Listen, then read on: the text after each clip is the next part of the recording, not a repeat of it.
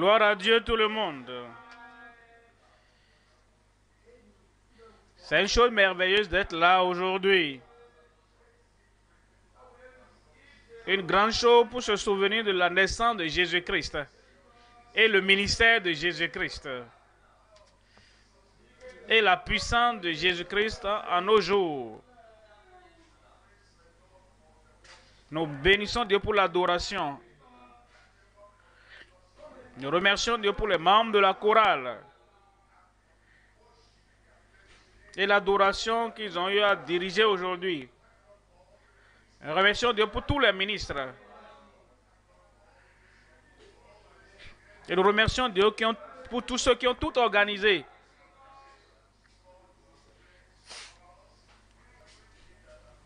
Et nous prions que Dieu nous bénisse tous pour tout ce qui a été fait. Nous remercions Dieu pour les témoignages que nous venons d'entendre.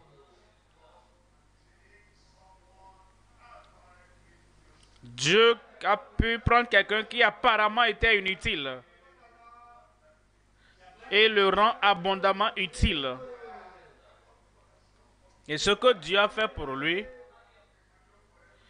il peut le faire pour chaque jeune et te prendre du niveau bas et t'amener au sommet de sa grâce. Ce soir, nous parlons du Christ illimité, le berger des brebis. Prions ensemble. Père, nous te remercions. Merci pour ton amour. Merci pour ton Fils unique.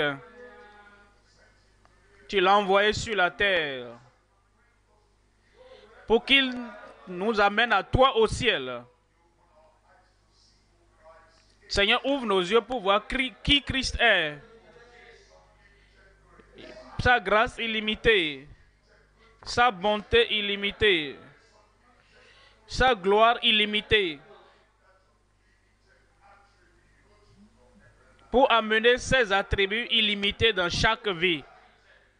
Christ illimité, Christ le Sauveur, Christ le sacrifice, Christ le berger. Visite chacun ce soir. Au nom de Jésus, nous prions. Et tout le monde crie Amen. Merci beaucoup pour vous asseoir. Comme nous parlons de Christ, il est éternel. Comme nous parlons de Christ, il est infini. Comme nous parlons de Christ, sa grâce est inexhaustible. Nous parlons de Christ. Et chaque jour, il est illimité.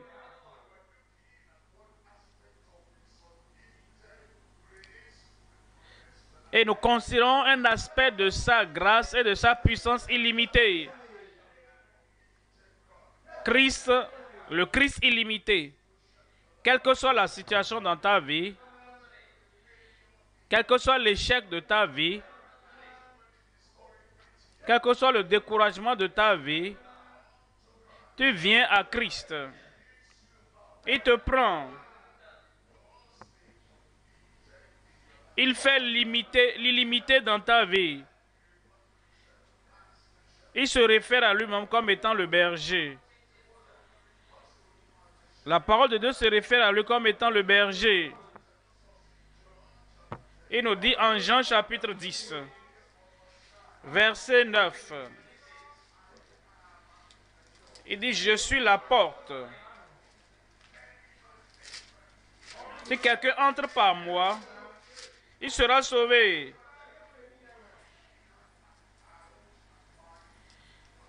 Il sortira et il entrera, il sortira, trouvera des pâturages. Il est la porte.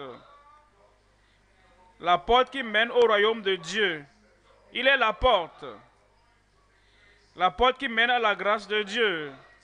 Il est la porte. La porte qui mène à la présence de Dieu. Si tu veux entrer dans une maison, tu dois passer par la porte. Si tu veux aller dans la maison de Dieu au ciel, tu dois passer par la porte. Et il dit, je suis la porte. Il pouvait dire, j'étais. Il pouvait dire, je serai. Il a utilisé le verbe je suis. Parce qu'il est toujours présent. Et chaque jour, le jour présent, il est la porte. La porte qui mène au ciel, au Père. La porte qui mène au salut. La porte qui mène à la bergerie. Je suis la porte. Il est la seule porte pour tous les hommes. Les hommes dans notre nation ici en Inde, les hommes dans les autres nations,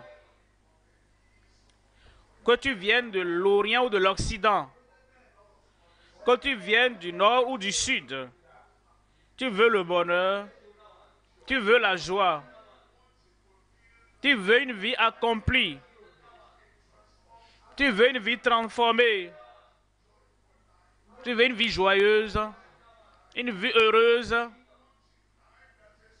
tu veux une vie digne d'être vécue. Il dit, quel que soit d'où tu viens, je suis la porte.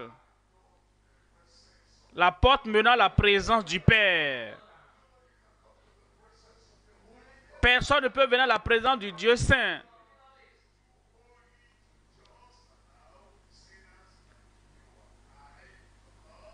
Il est trop saint pour laisser des pécheurs comme toi et moi venir dans sa présence. Et si tu veux avoir une vie qui a de sens, tu dois aller à la présence de Dieu. Dans sa présence, il y a la puissance. Dans sa présence, il y a la provision. Dans sa présence, il y a tout ce dont tu as besoin. Christ est la porte, menant à la présence du Dieu Tout-Puissant. Il dit par moi. Si quelqu'un entre par moi, si quelqu'un entre par moi, il sera sauvé. Il y a plusieurs portes. Quelqu'un dit, je vais passer par l'autre porte. Tu peux passer par ces autres portes. Mais il n'y a pas de salut quand tu entreras là-bas. Il n'y aura pas de pardon des péchés quand tu entreras par là-bas. Il n'y a pas de vie éternelle quand tu entreras par ces portes.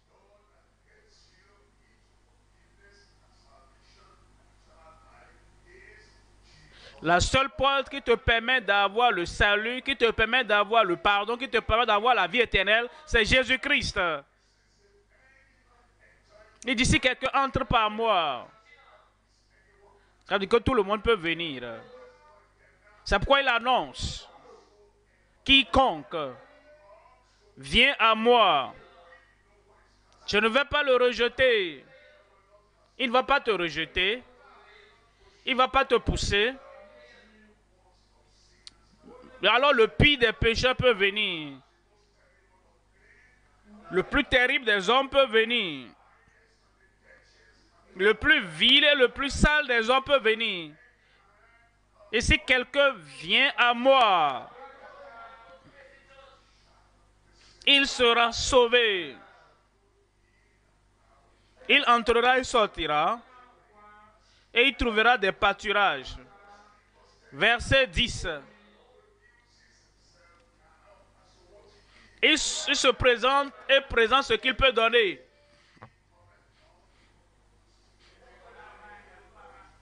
Il dit que le voleur ne vient que pour dérober, égorger et détruire. Mais il dit, je suis venu. Je suis venu dans le monde. Je suis venu. Je suis venu vers tous les individus. Je suis venu.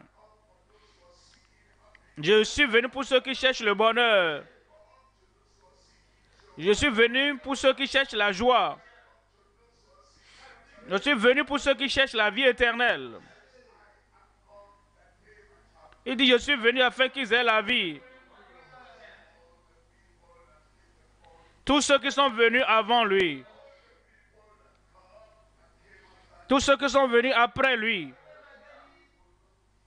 ils ne pouvaient pas donner la vie. Ils ne pouvaient pas donner la vie éternelle. Ils ne pouvaient pas donner une nouvelle vie. Ils ne pouvaient pas donner la vie de Dieu en l'homme. Mais il dit, je suis venu pour que tu aies la vie. Pour que tu sois dans l'abondance. Et tu passeras donc de cette vie malheureuse à une vie heureuse. Une vie qui passe de joyeux pour être plus joyeuse. Une vie qui passe de satisfaction à une vie de plus de satisfaction. Seulement en Christ. La vie normale que nous avons. Cette vie animale. Cette vie ordinaire. Et cette vie baisse chaque jour. Elle déprécie. Qui perd de valeur. Et qui nous conduit finalement à la tombe. La vie que nous avons en Christ.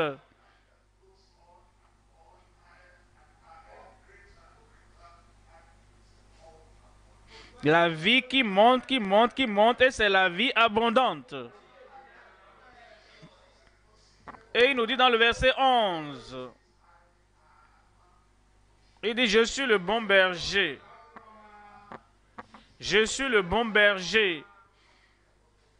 Vous êtes familier avec le mot berger. Le berger a des brebis. Qu'est-ce que le berger fait? Quand ils ont faim, quand ils ont besoin de la viande, quand ils ont besoin de soutien, ils prennent les brebis, ils tuent les brebis pour leur propre avantage. Tout berger dans chaque nation,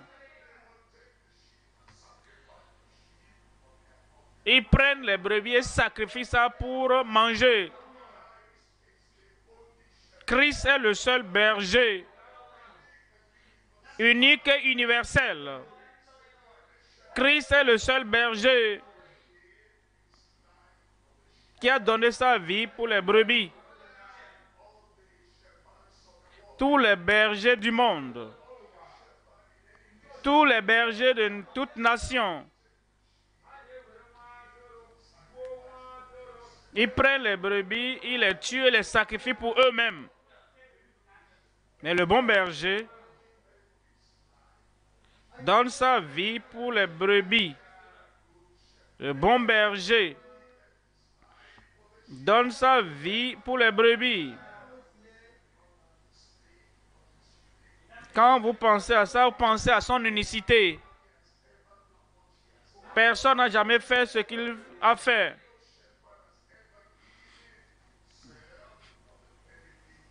Personne n'a jamais donné sa vie pour le profit des brebis. Il dit, je viens, je suis venu, je suis la porte, je suis le chemin, je suis la vie, je suis la vérité, je suis ton sauveur, je suis ton substitut, je suis le bon berger qui donne sa vie pour les brebis. Verset 14. Il dit, je suis le bon berger. Je connais mes brebis. Je connais mes brebis. Elles me connaissent. Il y a une reconnaissance à deux sens. Ceux qui viennent à lui. Comme vous venez à lui aujourd'hui. Et ils se détournent de leur péché. Ils se détournent de leur passé.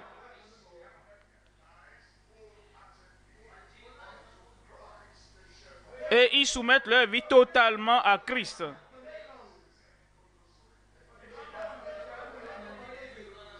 Il dit ceux qui se repentent, ceux qui viennent, ceux qui croient. Et comme tu crois ce soir, il dit je le prends comme mon sauveur. Il dit je le prends comme mon substitut. Et je le prends comme mon berger. Puisque je sais, et je les connais, et je suis connu d'eux. Il te connaît et tu le connais. Verset 16.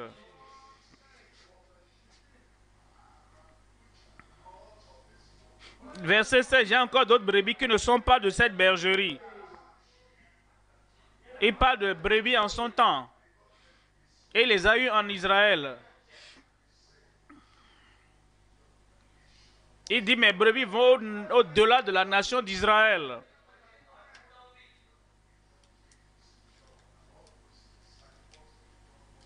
Voyez Pierre, Jacques, Jean et les autres, ils étaient d'Israël. Certains ont pensé de façon erronée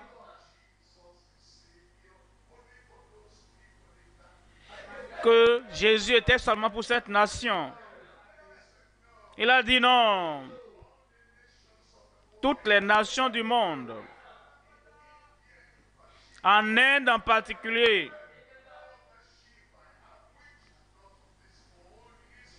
j'ai d'autres brebis qui ne sont pas de cette bergerie.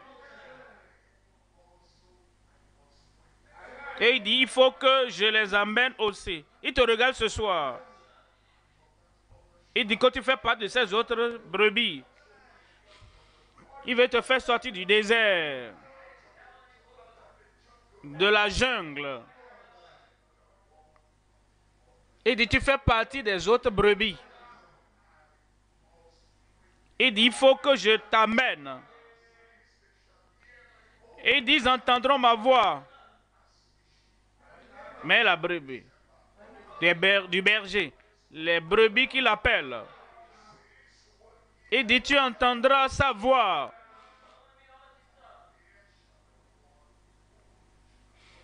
Et il y aura une seule bergerie, une seule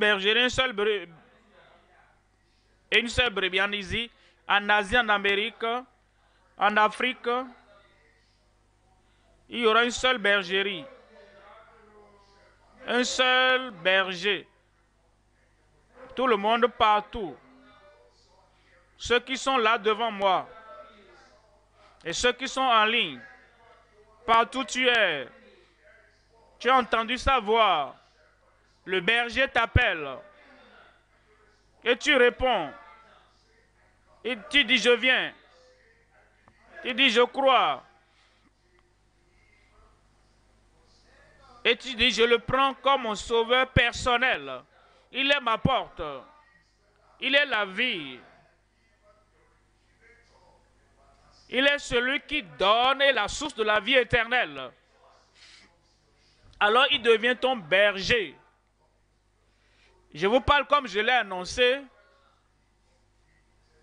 Le Christ illimité. Il a un amour illimité. Il a une grâce illimitée. Il a une provision illimitée de tout ce que tu as. Le Christ illimité, le berger des brebis. Je vais voir ce message en 3 perspectives. Vous regardez Christ d'une autre perspective. Le sauveur gracieux des pécheurs coupables. Et quand vous le considérez de l'autre perspective, le grand secours des malades graves. Et vous passez par l'autre perspective, le berger glorieux des saints pieux. Vous voyez la première partie. Il est le sauveur gracieux des pécheurs coupables. Quand nous parlons des pécheurs, les pécheurs sont ceux-là qui sont allés dans la mauvaise direction. Les pécheurs sont ceux-là qui ont fait de mauvaises choses dans leur vie. Ça veut dire que tout le monde. Nous tous, nous sommes égarés. Et nous sommes coupables. Voyons Romains chapitre 3. Romains 3, 10.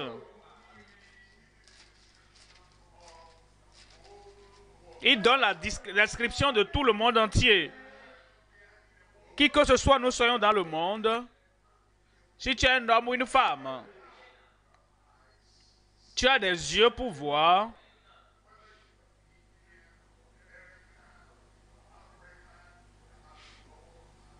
Que tu sois indien, américain ou africain, nous avons tous des yeux.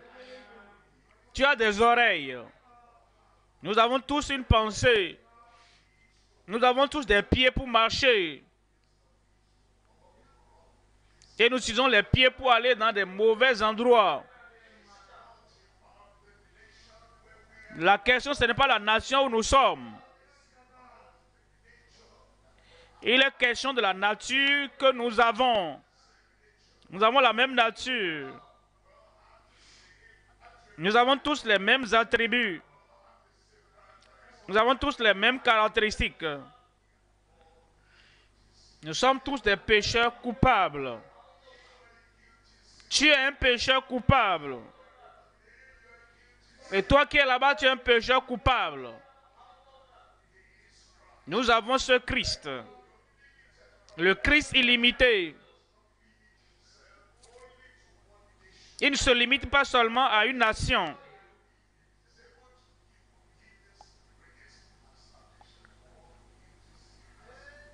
Et il est capable de donner le salut et la grâce à tous les pécheurs coupables dans le monde. Romains 3, 10. Selon qu'il est écrit. Il n'y a point de juste, même pas un seul. Cherchez partout dans le monde. Cherchez dans chaque nation. Cherchez dans chaque pays. Vous verrez des gens qui sont justes selon leur pouvoir. Vérifiez. Il n'y a pas de juste, même pas un seul. Le verset 11.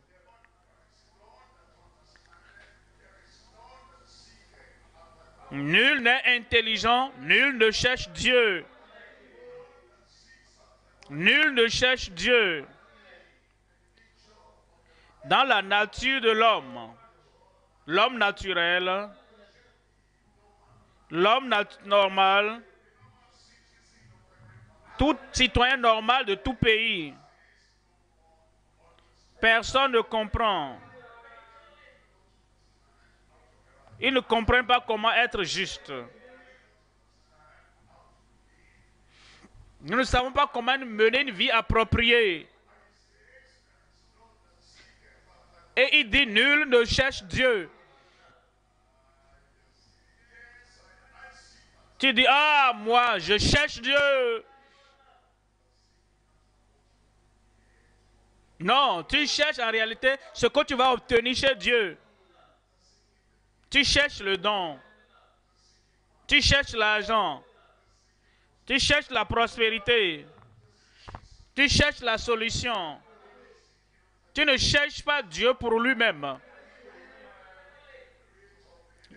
Le créateur des cieux et de la terre. Pour que tu dises que je cherche Dieu, ça veut dire que tu n'as pas de motif intérieur. Tout le monde est égoïste dans le monde. Ah, je veux l'argent. Si Dieu peut me donner l'argent, je veux l'argent. Je veux le pouvoir. Je veux la reconnaissance. Je veux tout ce que je veux. Mais nous ne cherchons pas Dieu. Nous cherchons ce que Dieu peut donner. Nous voulons utiliser Dieu. pour notre faim, pour tout ce que nous voulons. Alors Dieu dit, tu veux m'utiliser? Tu ne me cherches pas. Ça, c'est le monde entier. Verset 12. Verset 12 dit, il n'en est aucun qui fasse le bien. Voici le chemin qui mène au ciel. Voici le chemin qui mène à la vie éternelle. Tout le monde est partout. Nous sommes tous égarés. Nous avons quitté le chemin. Ils sont ensemble. Et ils sont tous inutiles. Nous sommes inutiles pour Dieu. Il nous a créés. Nous ne lui donnons pas la joie. Nous ne lui donnons pas la satisfaction. Nous sommes inutiles à Dieu. Nous sommes inutiles au ciel. Il n'y a rien que nous fassions qui augmente la joie au ciel. Mais profitable à nous-mêmes. Et inutile à nos voisins. Parce que nous sommes des pécheurs coupables. Nous sommes tous égarés. Et nous sommes tous inutiles. Il dit, il n'en est aucun qui fasse le bien.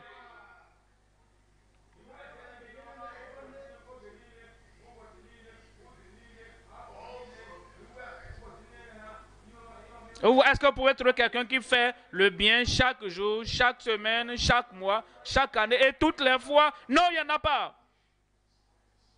Est-ce que vous trouvez quelqu'un qui sourit tout le temps? Quelqu'un qui sourit tout le temps, joyeux tout le temps et qui aide tout le monde tout le temps? S'ils sont contents maintenant, la minute qui suit, ils deviennent tristes encore. S'ils aident maintenant, la minute qui suit, ils deviennent nuisibles. S'ils sont profitables maintenant, la semaine qui suit, ils deviennent inutiles.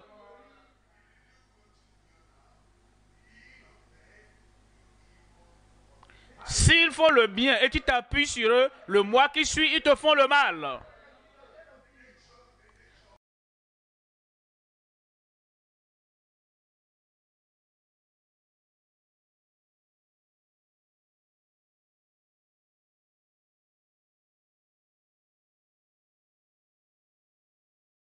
La nature de l'homme.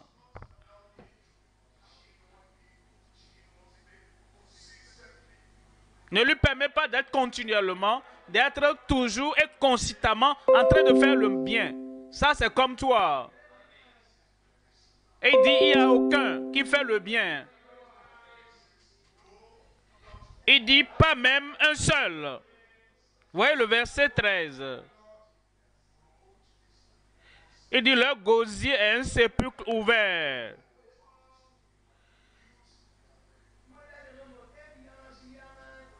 Ils se servent de leur langue pour tromper. Ils ont sous leurs lèvres un venin d'aspic. Il dit, ce qui sort de nous empoisonne nos voisins. Le langage, les paroles, les choses que nous disons. Nous les disons dans la colère. Nous les disons par orgueil. Nous le disons en détruisant les autres. Nous sommes coupables. Nous venons au tribunal du ciel. Nous sommes coupables. Nous venons en la présence du Dieu 3 fois saint. Nous sommes coupables. Dans le verset 14, il dit, leur bouche est pleine de malédiction et d'amertume.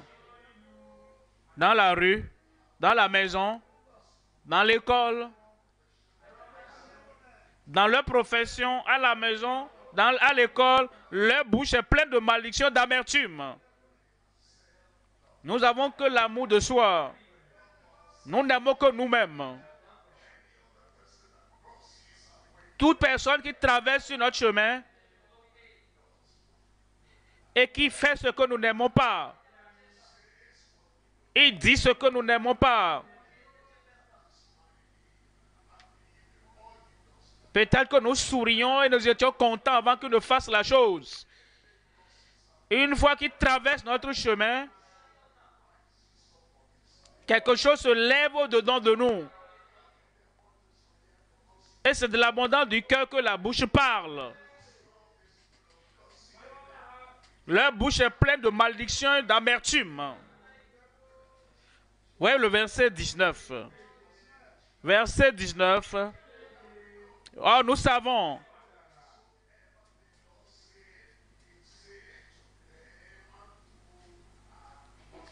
Oh, nous savons que tout ce que dit la loi, elle le dit à ceux qui sont sous la loi.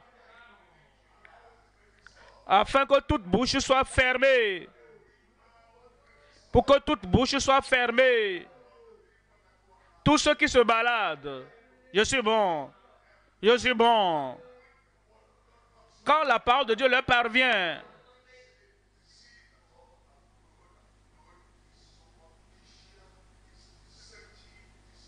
et tous ceux qui disaient je suis bon, je suis bon, je suis bon là, ils se rendent compte que c'est superficiel, que ce n'était pas vrai. Et que toute bouche soit fermée. Et que tout le monde soit reconnu coupable devant Dieu. Tout le monde, toutes les nations, tous les peuples des nations sont coupables devant Dieu. Que devons-nous faire? C'est pourquoi Christ est venu. C'est pourquoi il a appelé le Sauveur. Nous sommes coupables. Nous ne pouvons pas aller au ciel. Nous ne pouvons pas aller à la présence de Dieu dans nos culpabilités. Verset 23. Car tous ont péché et sont privés de la gloire de Dieu. Tous ont péché. Le péché dans nos vies réduit notre statut. Et tu étends ta main vers Dieu. Sa gloire est si éloignée. Tu es privé, éloigné de la gloire de Dieu. Tu peux prendre une échelle. Et tu essaies de grimper à l'échelle. L'échelle de l'idéologie. Après avoir grimpé l'échelle la plus longue, et tu étends ta main, tu n'arrives toujours pas à toucher le ciel. Nous sommes privés de la gloire de Dieu.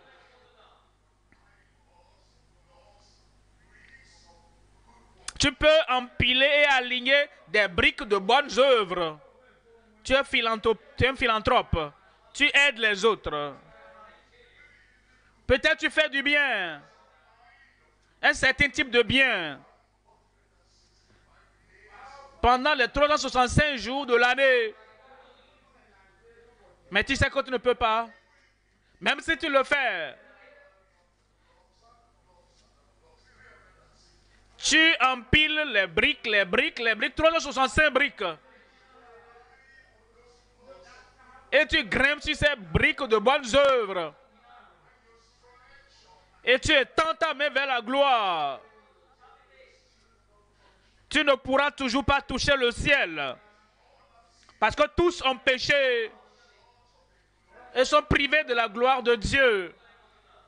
Le seul chemin pour venir à la grâce de Dieu, le seul chemin pour venir à la bonté de Dieu, le seul moyen pour venir à la gloire de Dieu, c'est à travers le Sauveur gracieux, à travers Christ. L'échelle ne t'amènera nulle part. L'idéologie ne t'amènera nulle part. Les bonnes œuvres ne t'amèneront nulle part. Toutes les actions de l'homme, tous les efforts de l'homme ne pourront pas t'amener à la gloire de Dieu. Les œuvres de mes mains, le ministère de ma vie, les bonnes choses que j'essaie de faire,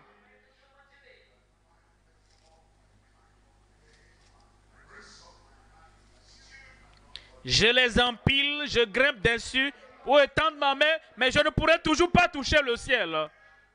Alors Christ vient. Il dit alors ce que tu ne peux pas avoir de toi-même, je le ferai pour toi. Verset 24. Et étant justifié gratuitement, les bonnes œuvres ne peuvent pas payer le salut. Étant justifié gratuitement,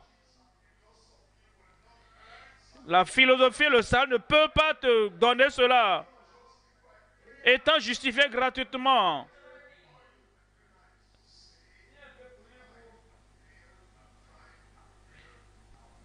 il dit maintenant, j'ai essayé, j'ai échoué, j'ai essayé, j'ai échoué, maintenant je viens. Et je suis maintenant justifié gratuitement par sa grâce. Par sa grâce. Le gracieux, sauveur gracieux. Le sauveur plein de grâce. Le sauveur gracieux envers tout le monde. Il sait que nous sommes des hommes et femmes. Il sait que par nature, nous ne pourrons pas atteindre la gloire de Dieu. Il sait qu'il est la seule porte. Il sait, il est le seul chemin. Il est le seul chemin qui peut nous conduire à la vie éternelle avec Christ. Étant justifié gratuitement par Christ. Le pardon qui est en Jésus-Christ. La transformation qui est en Jésus-Christ. La bonté qui est en Jésus-Christ. Le chemin qui se trouve en Jésus-Christ. C'est pourquoi tu es là ce soir. Comme tu élèves Christ, comme tu soutiens Christ, le Christ illimité, tu dis je viens. J'ai essayé. J'ai fait des efforts, ça n'a pas marché. Je pensais que je pouvais avoir la gloire pour moi, mais ça n'a pas marché. Je pensais que je pouvais jeûner pour obtenir le salut. Je pensais que je peux tout faire de moi-même pour avoir le salut. Et l'homme le plus discipliné, l'homme le plus désireux et l'homme le plus sacrificiel a échoué et est tombé. Je ne peux pas payer pour ça. Maintenant, je suis justifié gratuitement par sa grâce. Par la rédemption qui se trouve en Jésus-Christ. Et comme c'est gratuit, le Sauveur Jésus a tout payé. Maintenant, tu peux venir gratuitement. Le pardon, gratuit. Le salut, gratuit. La nouvelle vie, gratuite. La transformation, gratuite. L'assurance dans ton cœur, gratuite. Maintenant, tu peux venir. Et il le fait pour tous les pécheurs. La culpabilité ne nous empêche pas de venir. La condamnation ne nous empêche pas de venir. La tristesse ne nous empêche pas de venir. C'est l'erreur de l'homme Qui dit que je ne suis pas content maintenant? Oh, vraiment, je sens comment je suis mauvais. Et je me sens coupable. Je ne peux pas venir à Christ maintenant. Quand est-ce que tu veux venir? Parce que tu continues à pécher, la culpabilité va augmenter. C'est au moment où tu te sens coupable là, que tu dois venir. C'est au moment où tu te sens condamné que tu dois venir. C'est au moment où tes sentiments se battent contre toi que tu dois venir. Et il sera le sauveur gracieux pour les pécheurs coupables. Deuxième point maintenant. Deuxièmement, le grand secours des malades gravement malades. Le grand secours des malades graves. L'aide, le secours, la guérison en réalité. Notre cœur attristé, nos conditions attristées, affectent notre corps. Ce qui arrive, c'est ce que Dieu a créé la pensée, le cœur, l'âme et l'esprit. La pensée de l'homme est invisible à l'homme. Certains pensent que la pensée est dans le cerveau.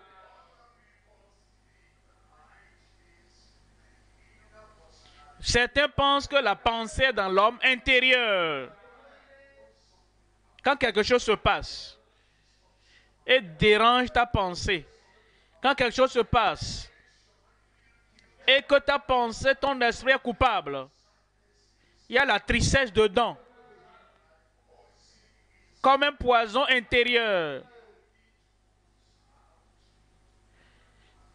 Et cela commence à se répandre dans les autres parties du corps.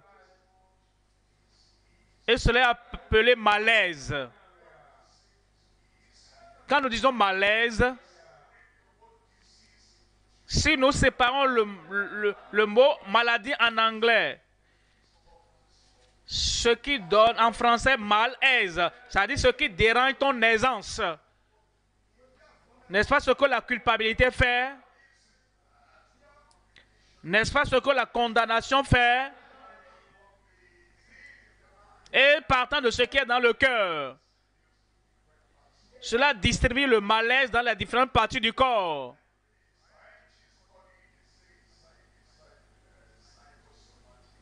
Et les scientifiques appellent ça maladie psychothématique.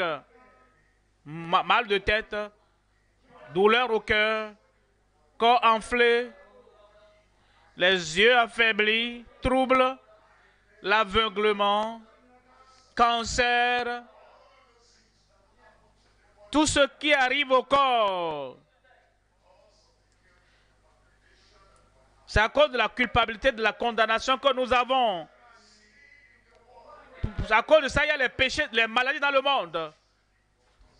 Ce n'est pas forcément tes péchés personnels. Les péchés entrent dans le monde et la maladie est entrée dans le monde. Nous essayons. Et quelque chose que nous essayons, comme nous n'avons pas pu régler le péché de nous-mêmes,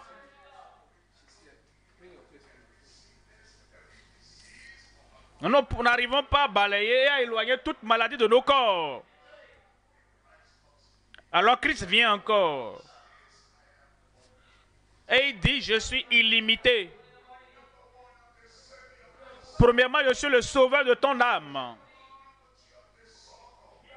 Deuxièmement, je suis le secours des malades. Matthieu 8, verset 5. Matthieu 8, verset 5. Comme Jésus entrait dans Capernaum, Un centenier l'aborda, le priant. Un centenier plaidant avec lui et le suppliant. Quelle que soit notre position, le centenier, un capitaine de l'armée, un capitaine de l'industrie, un capitaine dans les institutions de l'éducation, quels que soient nos titres, quelles que soient nos réalisations, le centenier au capitaine. Il y a des problèmes que tu ne peux pas régler de toi-même. Il y a des problèmes que tu ne peux pas gérer de toi-même. Tu as besoin de Christ, le secours, le guérisseur, le libérateur. Et il dit dans le verset 6,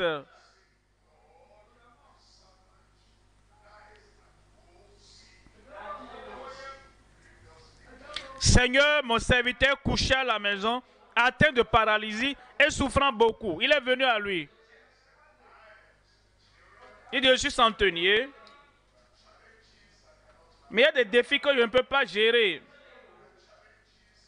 Il y a des défis que je ne peux pas régler. Il dit, Seigneur, il a reconnu Jésus comme le Seigneur du ciel et de la terre. Il a reconnu Jésus-Christ comme le Seigneur de toutes les situations. Il a reconnu Jésus-Christ comme le Seigneur, le maître des maladies et des démons. Quand tu viens au Seigneur, quand tu viens à Jésus-Christ, et quand tu reconnais qu'il peut faire ce que l'homme ne peut pas faire, il peut gérer ce que les centeniers, les capitaines ne peuvent pas régler.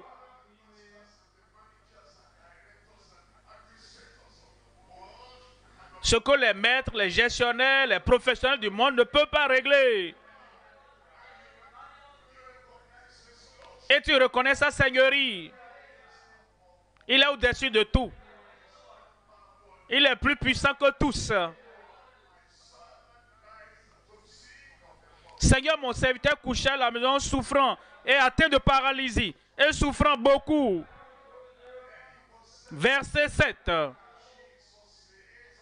Jésus lui dit, j'irai et je le guérirai.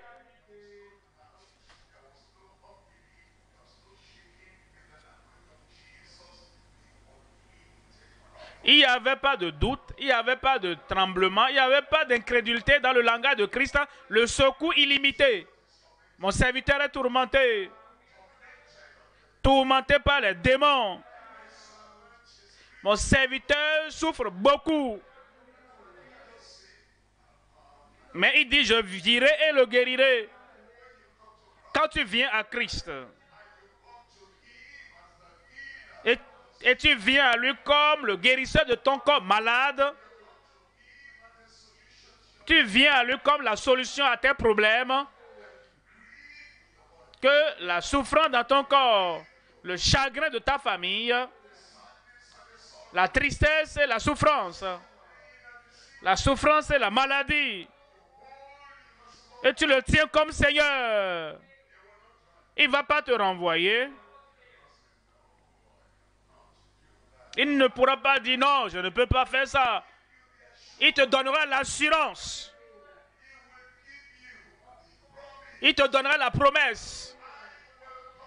J'irai et je le guérirai. Mais de façon surprenante, dans le verset 8, le centenier répondit, Seigneur. Le centenier dit, Seigneur, si tu restes ici et tu manifestes ta seigneurie, si tu viens à la maison avec moi, tu manifestes ta seigneurie. Si tu restes dans une ville, tu n'as pas besoin d'aller dans l'autre ville. Tu manifestes ta seigneurie.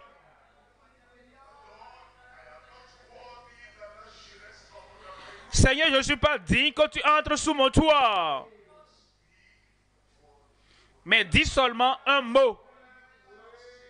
Reste là où tu es. Mon serviteur à la maison souffrant beaucoup. Dis seulement un mot. Déclare la parole. La parole d'autorité. Le Seigneur a d'autorité. Le Seigneur a la puissance. Et comme il prononce la parole contre le malaise de la maladie, contre la maladie, il dit, mon serviteur sera guéri. Voyez le verset 10. Après l'avoir entendu, Jésus fut dans l'étonnement et dit à ceux qui le suivaient, je vous le dis en vérité,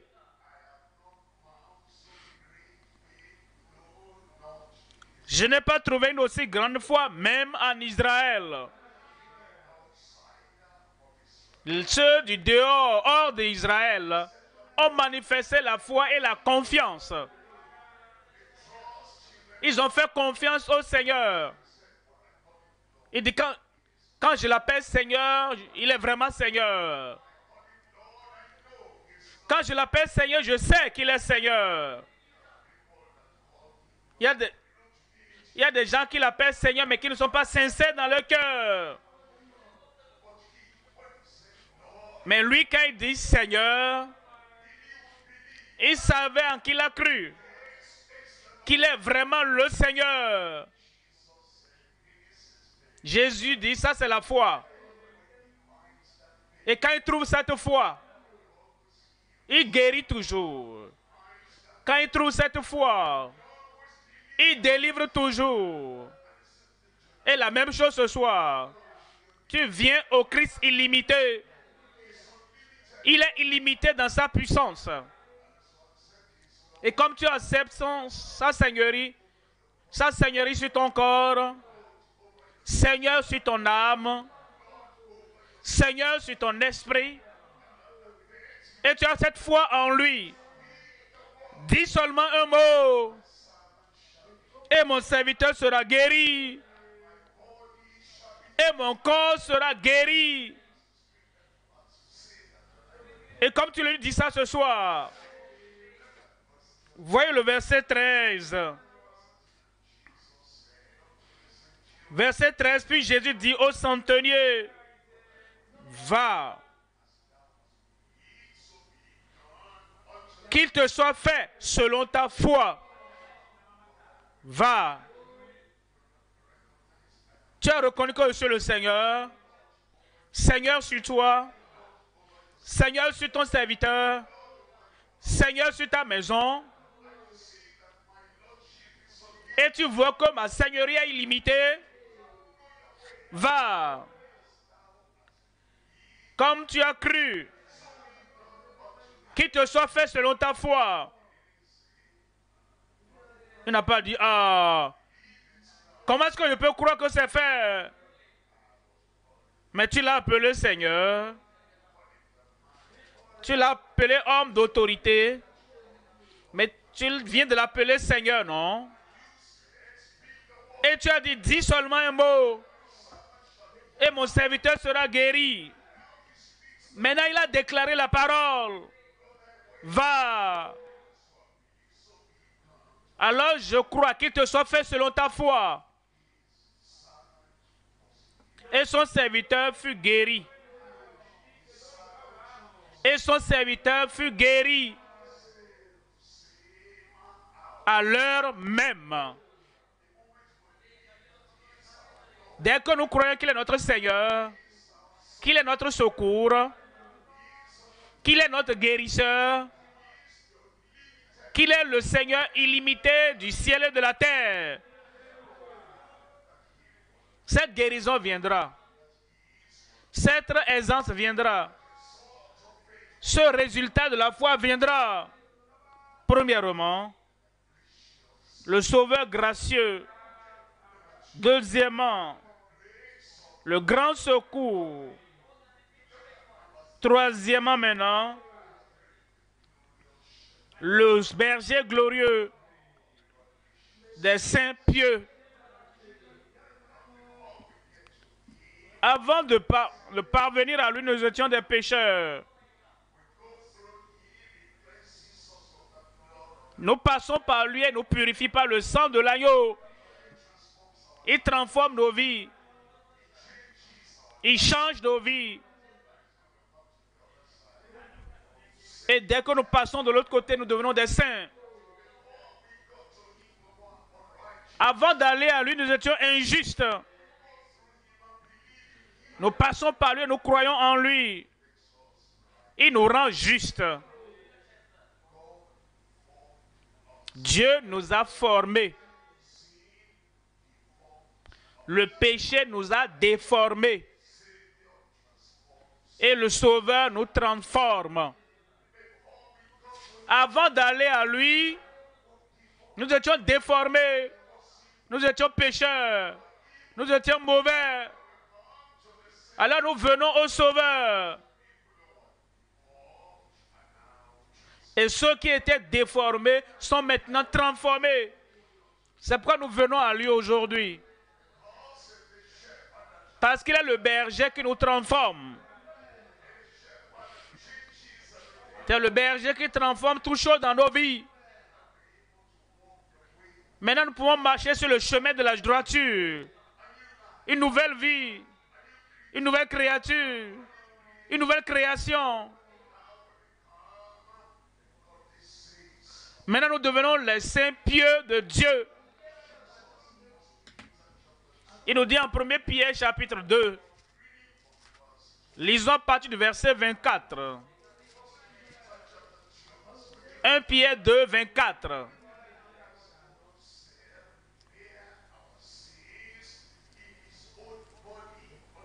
Lui qui a porté lui-même nos péchés en son propre corps sur le bois. En tant que sauveur, c'est ce qu'il a fait. En tant que l'évêque, le berger de nos âmes, c'est ce qu'il a fait. Tous les bergers du monde tuent les brebis pour leur propre intérêt. Mais Christ est le seul berger. Christ est le seul sauveur. Qu'il donne et livre sa vie pour l'intérêt des brebis. Et comme tu viens au Seigneur, il devient le berger, l'évêque de ton âme.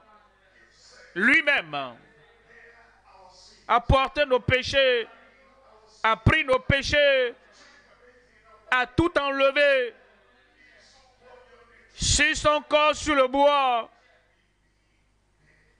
afin que mort au péché. C'est ce que son sacrifice a fait. C'est ce que son sang a fait.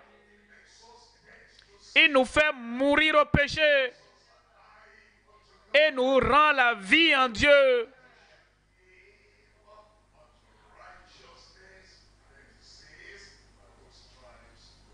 Pour que nous vivions pour la justice, et il ajoute, lui par les maîtrises duquel vous avez été guéris. Quand l'injuste vient au Sauveur, et le Sauveur a un effet purificateur dans sa vie. Il ne continue plus dans l'injustice. Il ne continue plus dans le péché. Maintenant, il vit pour la justice. Il dit par les maîtrises duquel nous sommes guéris. Par le sacrifice duquel vous êtes guéris. Par l'offrande duquel vous êtes sanctifiés. Nous sommes transformés, nous devenons de nouvelles créatures en Christ. Maintenant, dans le verset 25, car vous étiez comme des brebis errantes.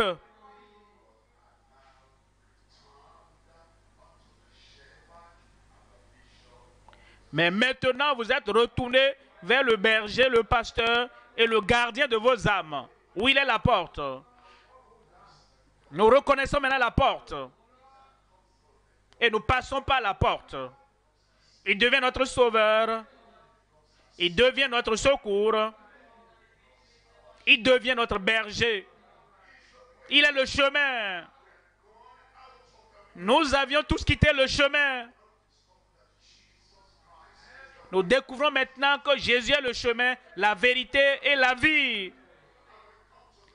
Et nous revenons sur le chemin. Et comme nous montons sur ce chemin, sa grâce transforme nos vies. Sa grâce change nos caractères. Sa grâce change tout ce que nous faisions par le passé. Nous savons qu'il est la porte. Nous savons qu'il est le chemin. Et il n'y a pas un autre nom qui a été donné parmi les hommes, par lequel nous pouvons être sauvés.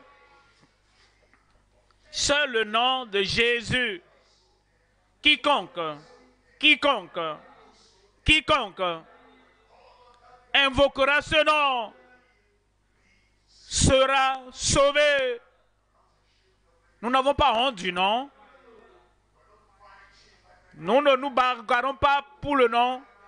Nous ne doutons pas le nom. Je n'ai point honte de l'évangile de Christ. Ce nom nous a été donné pour que vous soyez sauvés aujourd'hui. Et nous venons donc à l'évêque, au berger de notre vie. Ce soir, quand vous rappelez Christ, quand vous célébrez Christ, nous savons qu'il est le Christ illimité. L'opportunité vous parvient maintenant aujourd'hui. Que cette période ait de sens dans votre vie. Revenez, repentez-vous. Appuyez-vous sur Christ.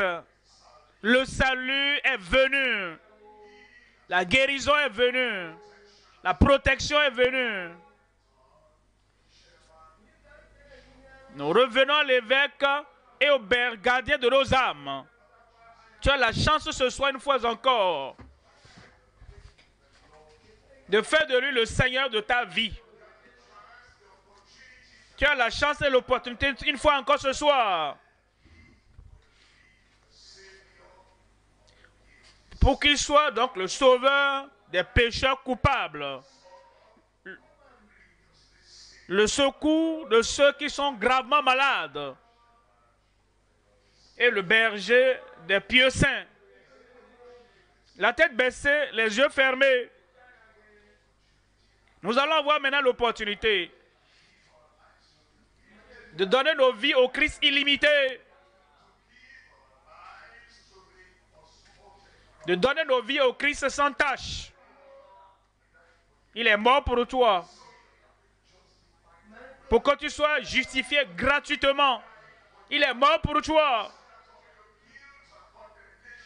Pour que ta culpabilité soit ôtée. La tête baissée, les yeux fermés. Tu comprends que Christ est illimité. Tu comprends que Christ est ton sauveur. Tu comprends que Christ est devenu ton berger. Et tu veux reconnaître cela. Tu veux dire oui, je crois. Il est mon sauveur.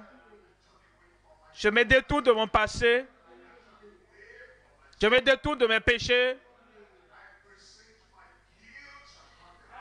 Je lui présente ma culpabilité, ma condamnation. Tu vas lever ta main alors. Tu dis maintenant, Seigneur, tu es mon Seigneur. Christ, maintenant, tu es mon sauveur.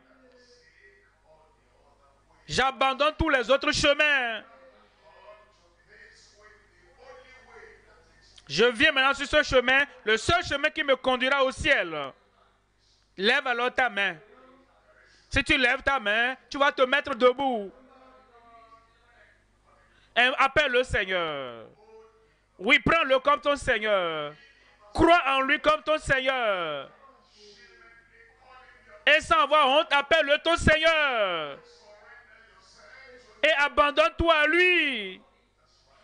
C'est bien, mettez-vous debout là-bas. Oui, c'est bon, levez-vous là-bas. Et vous qui êtes en ligne, la même chose. Quelle opportunité glorieuse avez-vous ce soir? Et il devient ton Seigneur. Tu ne vas plus te détourner de lui. Tu vas demeurer avec lui. Et il sera le berger de ta vie. Le berger, l'évêque, le gardien de ton âme. Comme tu es debout là-bas, il faut parler au Seigneur dans la prière. Pour dire, Seigneur, je crois. Jésus, je crois. Tu es mort pour moi. Tu as versé ton sang pour moi. Crois cela. Pour que tu sois mon sauveur. Maintenant, je m'abandonne à toi. Sauve-moi. Pardonne-moi. Change ma vie. Transforme ma vie. Tu es le Seigneur, tu ne peux pas échouer. Alors remercie-le. Dis, Seigneur, je te remercie. Tu es le Sauveur. Je crois en toi maintenant. Je suis sauvé. Ma vie est transformée.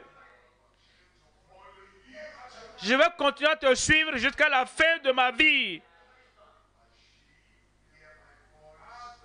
Mes brebis entendent ma voix et me suivent. Et je leur donne la vie éternelle. Et personne ne me les arrachera de ma main. Je prie avec vous maintenant. Père, nous te remercions. Nous bénissons ton nom. Merci pour ta grâce. Merci pour avoir appelé chacun de nous.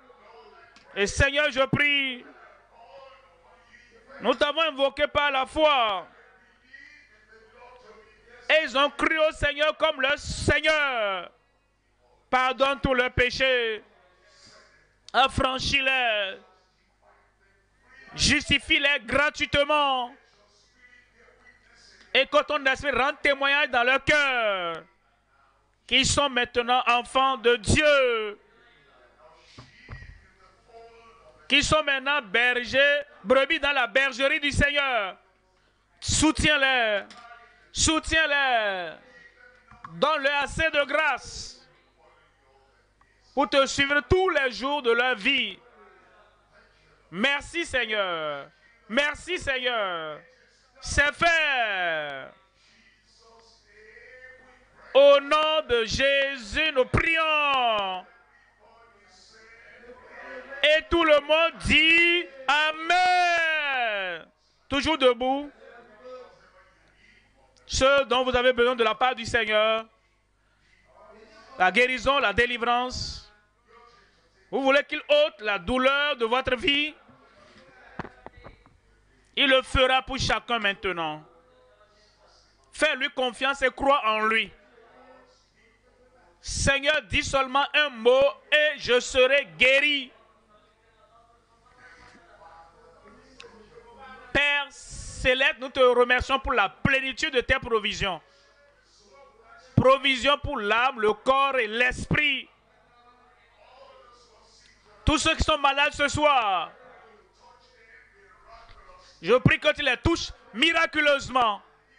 Guéris-les. Ôte les maladies.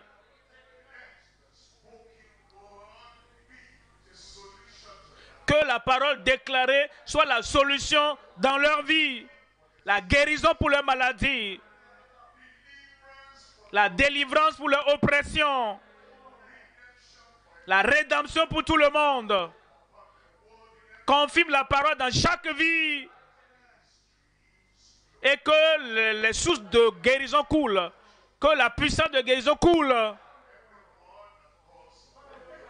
Et tous ceux qui t'invoquent pour la guérison, confirme le Seigneur. Au nom de Jésus, nous prions. Amen. Vous êtes guéris au nom de Jésus.